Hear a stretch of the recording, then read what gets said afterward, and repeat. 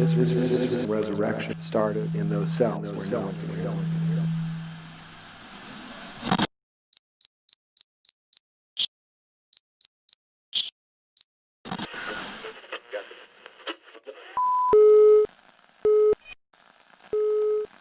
Since 1949, terrible things have happened regularly to the population of China at the hands of its own government.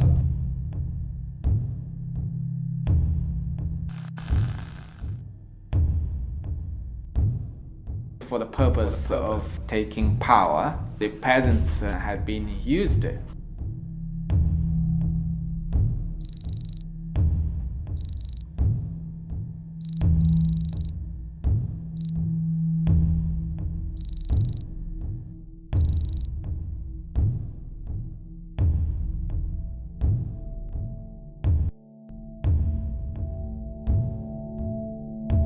Destroy the temples, destroy the churches, spiritually control people.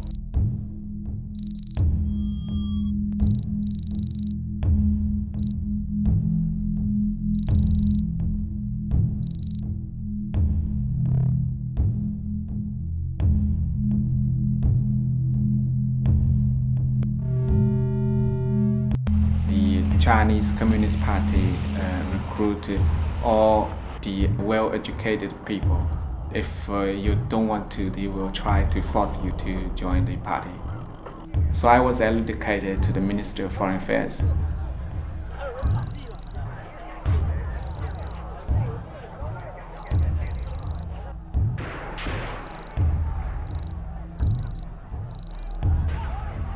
For a generation, there's been no controversy. There is now going to be a controversy, and it's not just me saying it.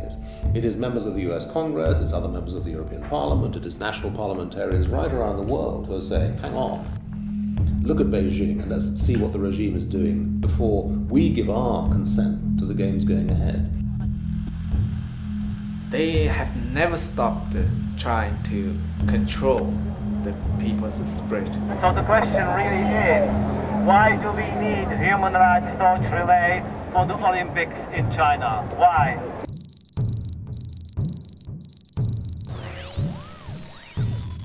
We see their baleful influence in Africa.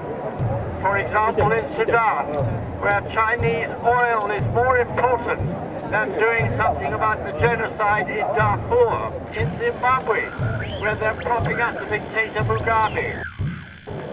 We see their baleful influence all over the world. In 1964, the International Olympic Committee, urged by people like Lord Avebury and others, boycotted South Africa's participation in the Olympic Games.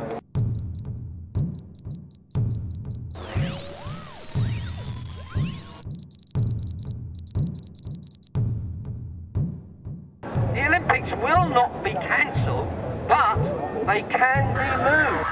Athens in 2004, Sydney in 2000, and Barcelona in 1992 all have the infrastructure and the stadia to take the 2008 Olympic Games. It is pointless to threaten China with anything else. We cannot go in there and invade them, for God's sakes. And we believe that I'm here because I want to support the Olympic ideal, and that is justice for all people.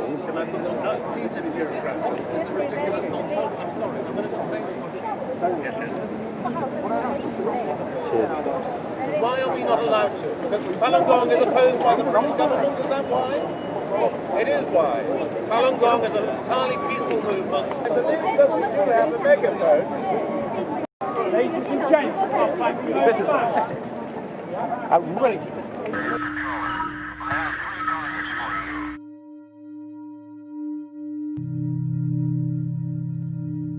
To my understanding that the Chinese Communist government has been very successful in overseas propaganda to convince the world it's turning to democracy, it's not a brutal dictatorship anymore. That's a lie, totally a lie. In 1999, the government of President Jiang Zemin declared a brutal war on Falun Gong practitioners.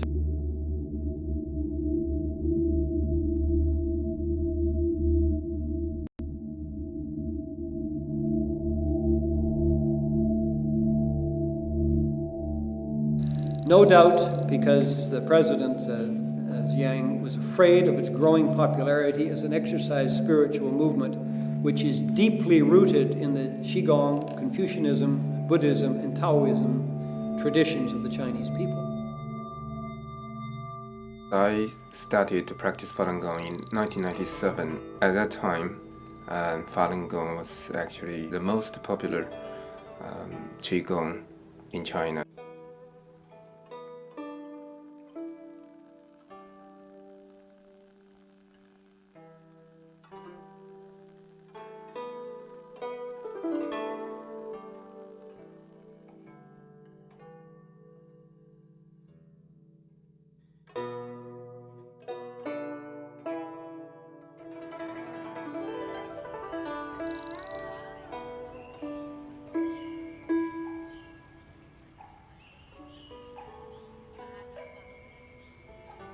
These very typical Chinese elements of religions now has been become very attractive to non-Chinese people across race and culture. And I think this is a very important breakthrough. I practiced for about 8 years now, and it seemed like all my old habits, my bad habits, just kind of faded away without me trying. As a practitioner of Falun Gong, we practice and assimilate to the qualities of Zhen, Shan, Yuan. And Zhen, for lack of a better word, is truthfulness, being honest, not cheating anybody, and trying to be a true man or a true woman. And Shan is about benevolence, kindness, compassion. And Yuan is kind of about forbearance, tolerance, endurance. So I try to assimilate to these qualities in my life at all times. And it's had a big effect on me, as it has a big effect on tens of millions of other practitioners all across the world.